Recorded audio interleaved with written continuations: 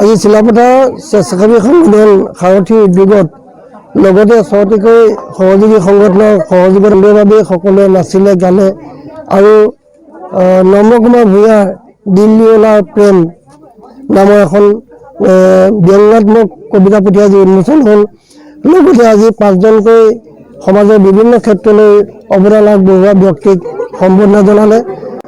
আমি নৱপ্ৰজন্মৰ আগত সঠিক আৰু পৰম্পৰাগতভাৱে ভোগালী বিহু উদযাপন কৰাৰ উদ্দেশ্যে চিলাপথাৰ সাৰথী স্বেচ্ছাসেৱী সংস্থা, চিলাপথাৰ কবি সমাজ, নৱজাগৰণ সাহিত্য মঞ্চ, বংগ সাহিত্য চিলাপথাৰ শাখা, নেপালী সাহিত্য সভা চিলাপথাৰ শাখা, মাধৱীতাৰ মহিলা সমিতি আৰু প্ৰজ্ঞাজ্যোতি সংগীত মহাবিদ্যালয়ৰ উদ্যোগত চিলাপথাৰ জিলা প্ৰবীণ ক্ৰীড়া সন্থাৰ প্ৰেক্ষাগৃহত আমি সামূহিকভাৱে ভোগালী বিহু উদযাপন কৰিছোঁ।